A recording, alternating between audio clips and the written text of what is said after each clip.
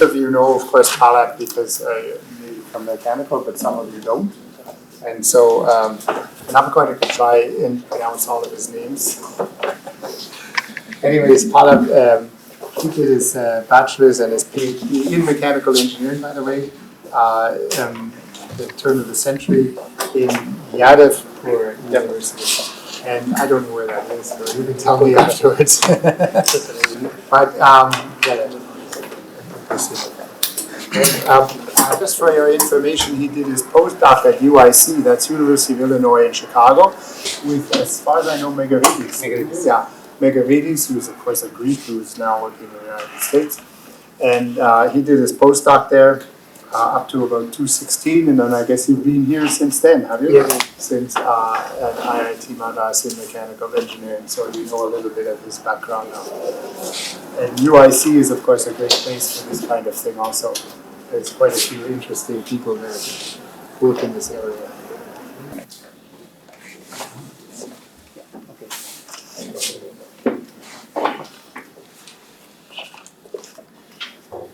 Okay, so I will start with surface fabrication and characterizations. Maybe I will start with the characterization first, as Tropia was talking about contact angle. So I will start with the contact angle. I will stop in between for the break, and then again I will start with the surface fabrication processes. So before we start the surface fabrications, these are few. Is not work. These are a few my favorite videos which I try to show always. Is one of the lotus leaf where you can see the droplets can move easily. And the another example is a diving bell spider. So this spider works in a slightly different way. It goes outside the water. It captures air and goes inside the water and builds a bubble house, and this spider actually lives in that. So you can see with time it will capture the bubble, it will come back inside the water, and it will create that bubble. Like in nature you can find different other types of surfaces that can also capture water or atmospheric water harvesting, you can say. So for example, Namib desert beetle here. So that also harvest water, or it can busk fog in its back. Similarly, this Texas lizard or this gooseman grass. So these are all different types of examples where you can see that atmospheric vapor, water vapor harvest in those different surfaces. So if you see, all these surfaces are different.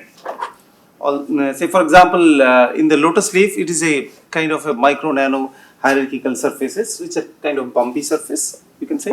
Whereas a Namib desert beetle has a kind of waxy, smooth type of surface, although there are some roughness involved.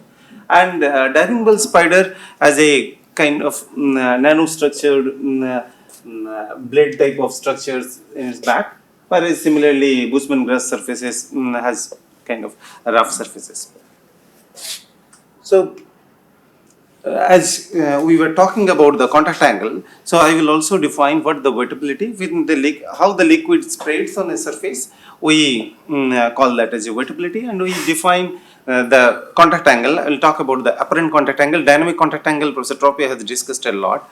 So, and today you will also, who are not more familiar with the contact angle measurements, you will see in the lab today. So, here the way we define contact angle is the angle between the tangential of the liquid surface at the line when it's meeting this three-phase contact line. So there we define the contact angle, and it follows the Young-Laplace equations. And depending on the surface and depending on the liquid, this can be shown in three different ways. One is either the liquid can spread on the surface. We call this surface as hydrophilic, or if the angle is less than 10 degree, we call the surface is superhydrophilic. When the liquid beats on the surface, it is hydrophobic, and if the angle crosses over 150 degree, we call the surface is superhydrophobic. So we have two extremes. One is the superhydrophobic, when the angle is very high, it is 150 degree, and another is very low where the angle is less than 10 degree, we call it superhydrophilic. Superhydrophobic surfaces doesn't mean that liquid always roll on the surface. It all depends on the hysteresis, as Professor Tropi was discussing.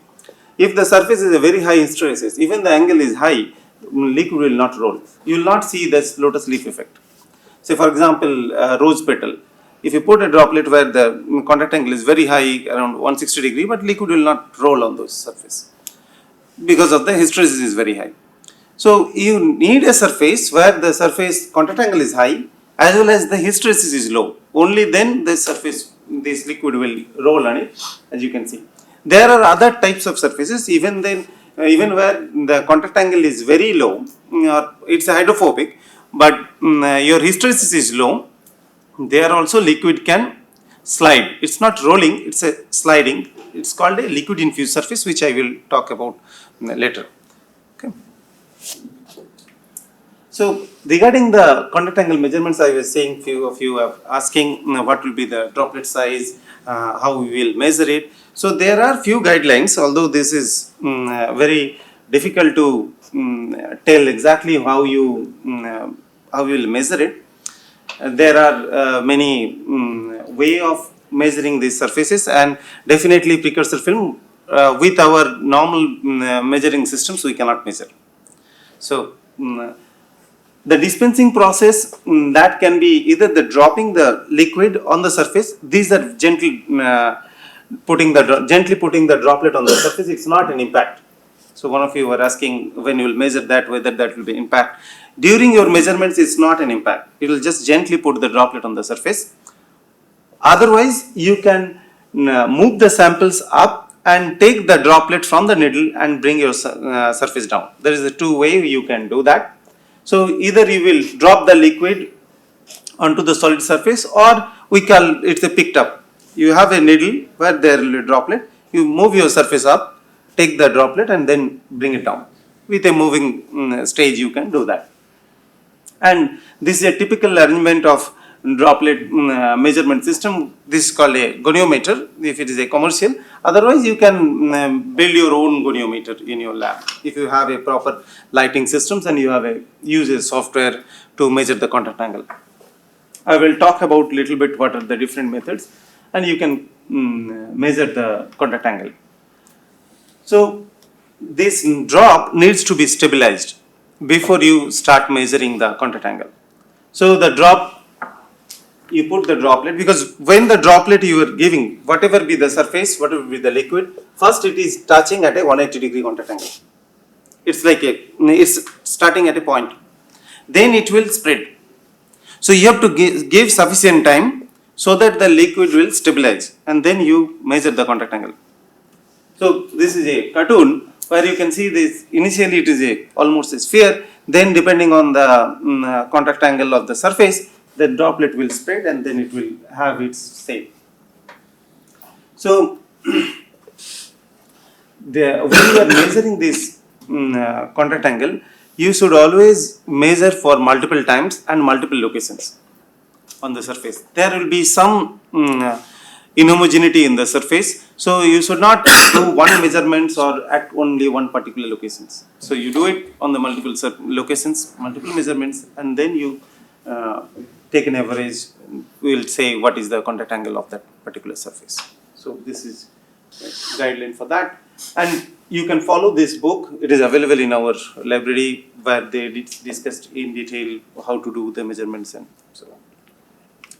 Now, this is a typical contact angle measurement system. So particularly this is important to create a chamber outside your measurement system where you will saturate with that particular liquid, particularly if you are using some other liquid.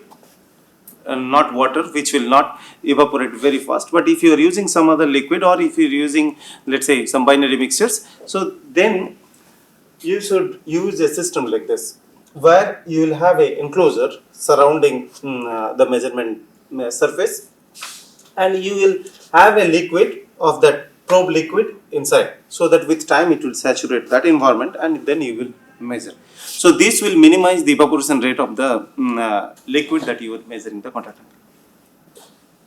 And when regarding the another questions that what is the volume of the droplet that you want to measure? Okay, before that maybe I will talk about how you will start measuring the contact angle. First you have to prepare your surface.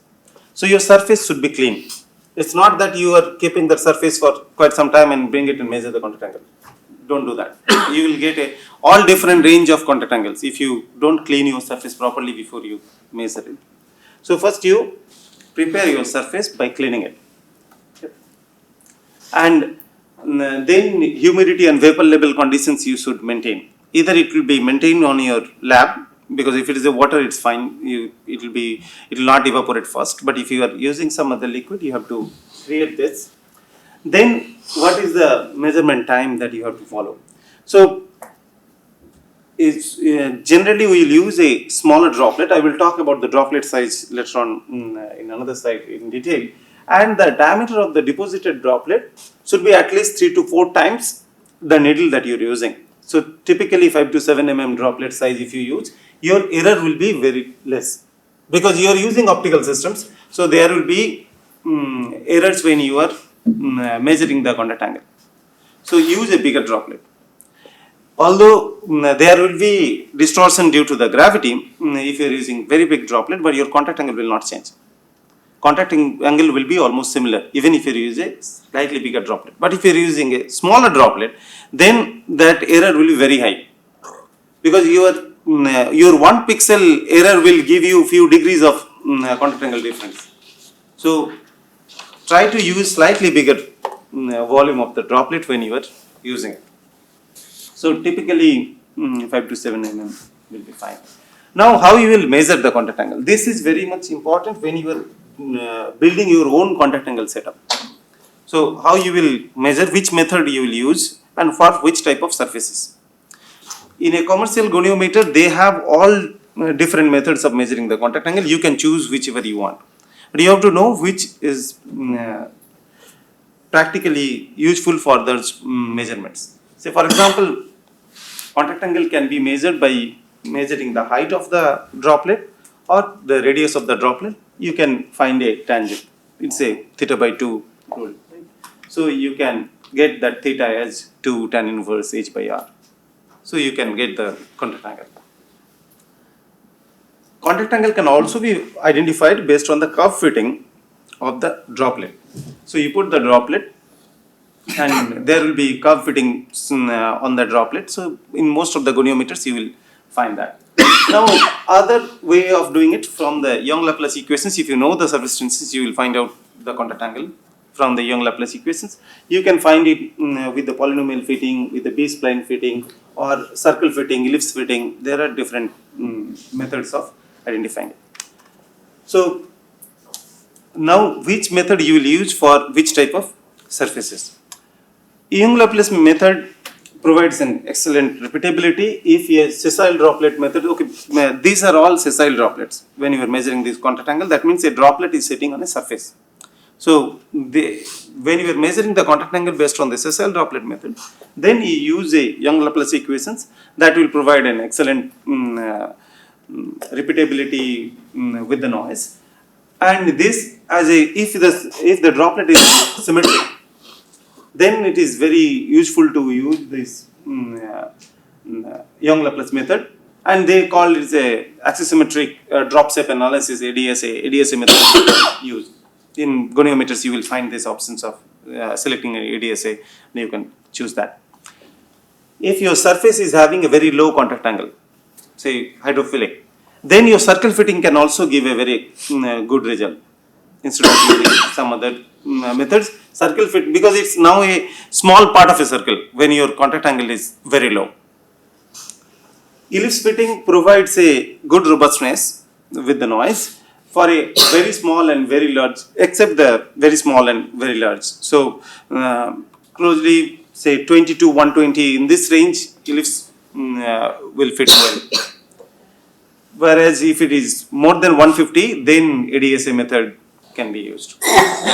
All these methods of measuring this contact angle works when this surface contact angle is more than 10 degree or 20 degree.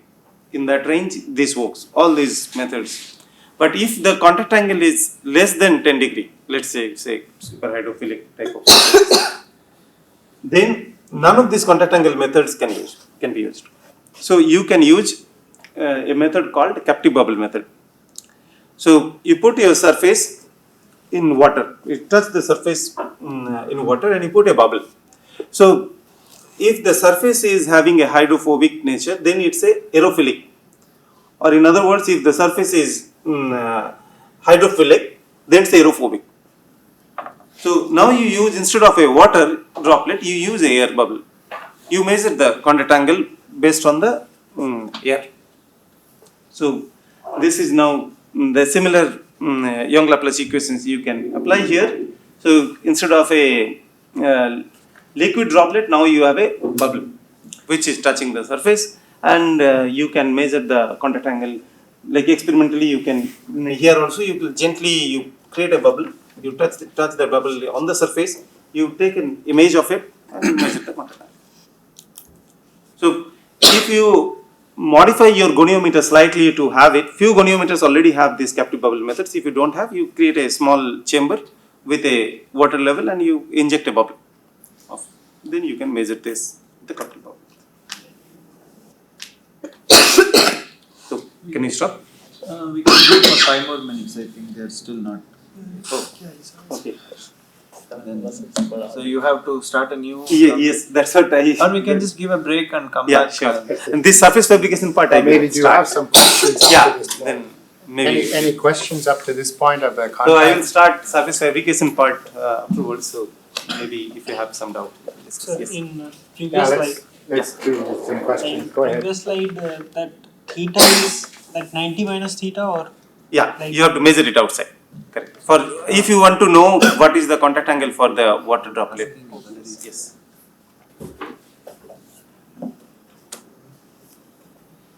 So we've had a lot of contact angles now in this course. No, I saw that you are covering the hysteresis part, so I have not talked about the dynamic contact angle or the hysteresis, Yeah, which is yeah. itself a.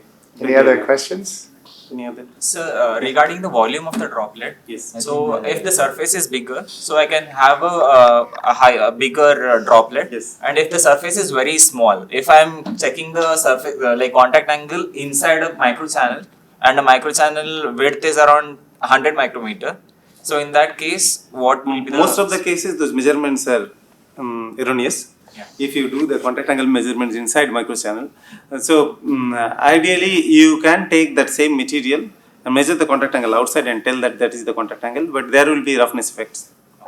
So your contact angle measurement should not interfere the roughness scales. If it is within the roughness scale, then those measurements will be depend on when you will talk about why the hysteresis comes. That is one of the reason. So you can imagine that these are like roughness, and the droplet is sitting either on the peak or in the valley. Your contact angle will be completely different. And these are all apparent contact angles, so from which side you are seeing it, that also changes the contact angle measurement. So that's why you have to repeat the contact angle multiple times, and you should use a bigger droplet. Otherwise, those contact angle data, in most of the cases, it has no meaning. Yeah, so the thing is, when we are, as you are going for the fabrication method as well, so as we go for photolithography, so the surface roughness will be in nanometric level, and if we are considering micromilling or other surfaces, so it will be in micro scale. Yes. So in that case, the droplet size also matters when I am Yes, checking exactly. the surface roughness. So if your surface is smooth, you know that surface is very smooth, you can go for a smaller droplet size. But if your surface is rough, which I will talk about how to create those surfaces, particularly metal rough surfaces. So there you will need bigger droplet. So rough And- as in how much roughness, sir? So it depends on what you want. Say with only chemical modifications on any surface, you cannot create a superhydrophobic surface. Durable superhydrophobic surface, you need a roughness. And this roughness can vary from few micron, let's say 5 to 6 micron to 10-20 micron. So your drop size should be much bigger than that. You need a droplet on that. So the thumb rule is, if your surface is hydrophobic in nature, you create the surface rough, it will become super hydrophobic. If your surface is hydrophilic, you make it rough, it will become super hydrophilic. So the rule of thumb, I Yes. think, for a smooth surface, the maximum contact angle you can reach is about 120. Yes. If you want to go above 120, You you need morphological changes. Otherwise, you cannot. So if the surfaces have with some heat rate changes, then the droplet, that contact angle, how it varies with the if the surface is heated. Heated. Okay. So that's a different phenomena. In fact, That's the short course next year. Contact angle being a function of temperature is a very important thing which people overlook when they measure, because these are all Yes, measurements at equilibrium and And these are all you're not not with considering temperatures. temperature dependence. And I have not it talked depends about on those how things much because these are information you discussed. want, So if you want to use that information, how are you going to use that? Where are you going to use? Are you building a model where you want to say contact angle is going to be a function of temperature? If you are probably integrating that boundary condition, if you do temperature dependent studies, well, it will be useful. But just for a general information, where are you going to use it? Because that is not a surface characterizations. Because this is your applications where you want. Say for there with temperature, there will be many other effects, and that can also change the contact angle behavior. The liquid can spread. This spreading can be not only due to the surface or wettability gradient on the surface, it can be due to the thermocapillary effects. So there are a lot of other things will come up when you will have temperatures. So we'll take a break, just and then come back just a second. But Don't before you forget all your leave, questions. just before you leave, today afternoon we'll start the lab classes. Okay, so don't miss the lab classes. I think they are probably as important or even more important than the theory, because we are all very good at theory. That's what I keep telling Professor Tropia. But at the end of the day, when we start doing experiments, everything evaporates. So. Okay, have a good break.